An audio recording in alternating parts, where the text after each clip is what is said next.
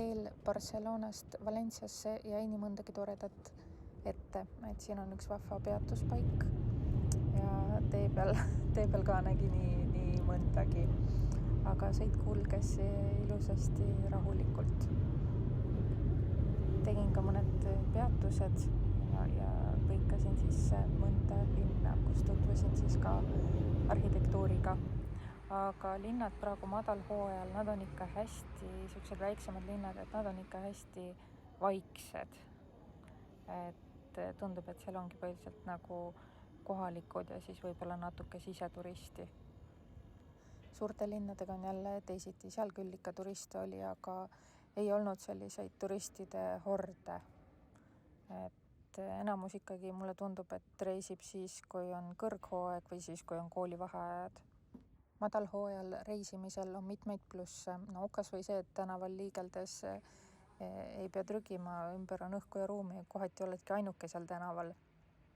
Samamoodi on majutuse hinnad võivad olla odavamad, söök majutuskohas võib olla odavam ja nii mõndagi veel. Aga põhiline vast ongi see, et nagu näed rohkem võib-olla päris elu. Enesele meeldib just see vabadus ja ruum enda ümber, et keegi ei ela otseselt seljas või ei ole selliseid suuri turistihordisid. Enesele on praegusel ajal just temperatuur ka paras, et ei ole liiga palav ja samas ei ole ka külm. Ja tegelikult kannatab autos ka juba magada. Paremini kui Prantsusmaal ja Saksamaal, kus oli ikkagi külm, lisaks need maad veel enne neid. Otseselt nagu külm ei olnudki, aga oli ikkagi jahe, et pidi olema 2 tekki ja villased sokid ja öösel müts ja hommiku aeg-ajalt paariks minutiks gaasisoojendi sisse, et oleks natukene mõnusam riideid vahetada. Et nüüd enam kõike seda janti ei pea tegelikult tegema, et saab magatud 1 tekiga ja soojendit ei ole vaja ja mütsi pole ka öösel enam vaja.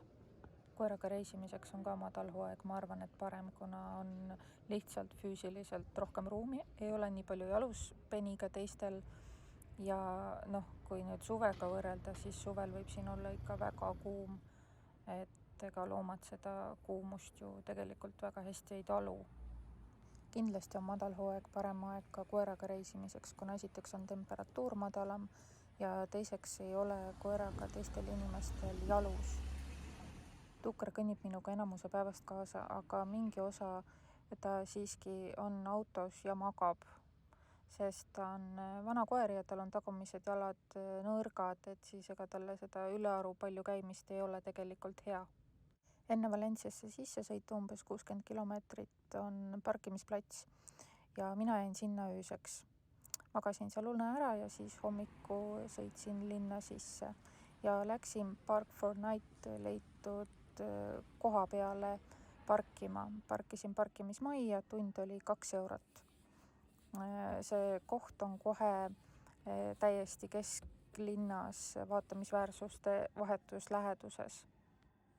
Ma olin parkimismajas juba kuskil 6:30 paiku ja põhjus oli see, et ma tahtsin vältida hommikust ummikut. Ja hea oli, et olin, sest kui ma läksin koeraga jalutama ja pärast mingi hetk tulin 11 võtma, siis kella 8 paiku enam kohtasid ei olnud. Nii et tundub, et kui päeval sinna minna, siis on siuke õnneasi, et kas saab koha või ei saa. Kindlasti saab parkida ka tänaval, lihtsalt tuleb teada, kuhu vaadata ja kui ei tea, siis varud aega otsimiseks. Aga siinkohal oli minule tähtis ennekõike turvalisus.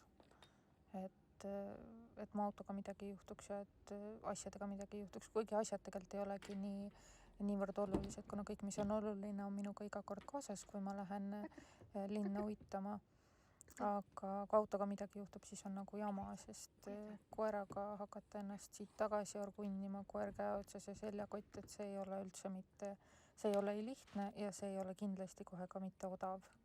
Aga enne uitama minekut tegin aknaklaasid puhtaks, toitsin koera ja tegin ka endale kähku mõned võikud.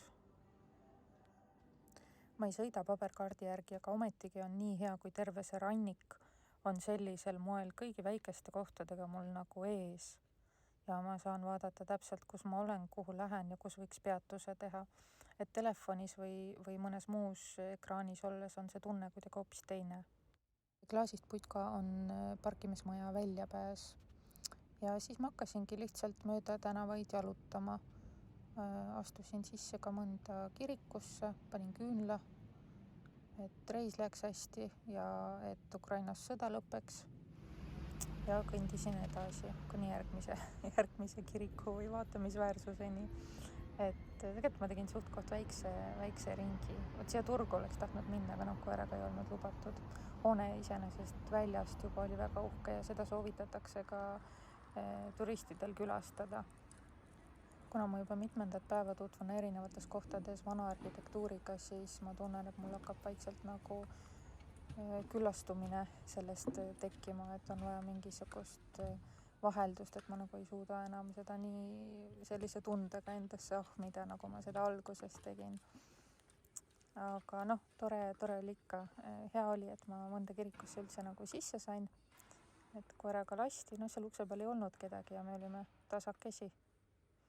Hispaanias on kirikud nii võimsad juba väljast, kõik need nikerdused ja kaunistused, ja sisemine sära veel juurde, et siin ei olegi küsimus selles, et kas oled usklik või ei ole, see on lihtsalt kultuur ja ajalugu ja tugev maamärk. Ka edasi ma kulgesingi lihtsalt vabalt mööda tänavaid, et ega mul mingisugust kaarti ei olnud ja sel korral ma ei ajanud ka telefonis väga midagi taga ega ei otsinud kohti, mida vaatama minna, et ma lihtsalt kõndisin ja jäi ette, mis jäi, et igati tore hommik oli, aga sutsu külm oli, sooja oli 2-3 kraadi, et oleks täitsa mütsi ja kindaid tahtnud, millegipärast jätsin ma need autosse, ma arvasin, et on soe. Kuna kell oli vähe, siis enamus kohti olid veel kinni, et söögikohad, väiksed kohvikud hakkasid ennast tasapisi lahti tegema, aga muidu mingid poed ja värgid, et need väga nagu veel lahti ei olnud, aga ega mul nagu sinna asja ka ei olnud, ses suhtes ei kaotanud mitte midagi.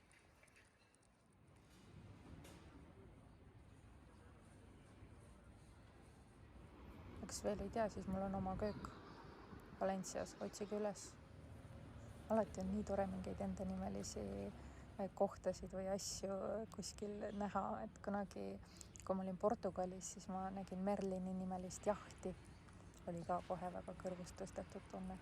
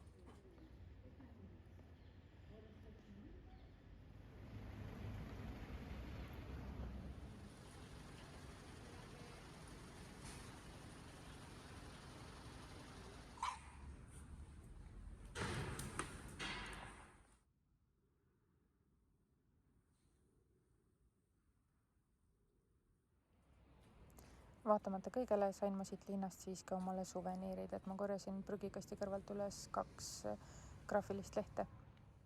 Ja kuna tegu ei olnud mitte lihtsalt mingisuguste printidega, vaid oligi päris graafiline leht koos seerianumbri ja kõigega, siis ma võtsin nad loomulikult endaga kaasa.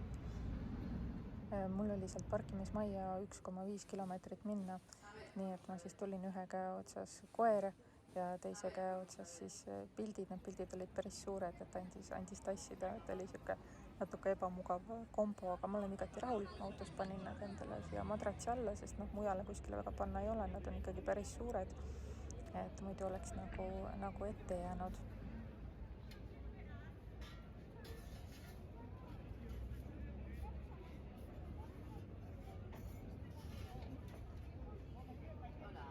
Hola.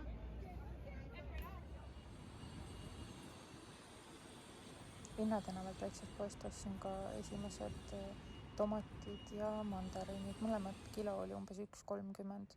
Mandariinide söömiseni ma pole veel jõudnud, aga tomatid ma pugisin ära ja need olid imehead, need olid nagu õige tomati maitsega, nii nagu meie tavatseme öelda, et suvetomatid. See oli nii hea. Siin oli nüüd näha ka minu parkimismaja sissesõidukoht. Et Park4Night äpist leiab selle parkimismaja ilusasti üles.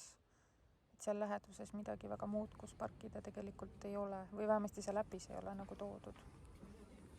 Valencias on veel väga palju avastamist, et kõik rannikuosa jäi mul ju täitsa vaatamata.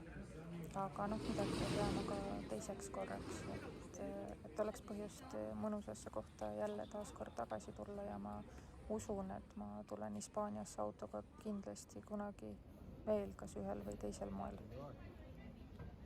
Suured tänud sulle, kes sa seal praegu seda videot vaatad. See teeb rõõmu, kui tuntakse huvi, elatakse kaasa. Aitäh!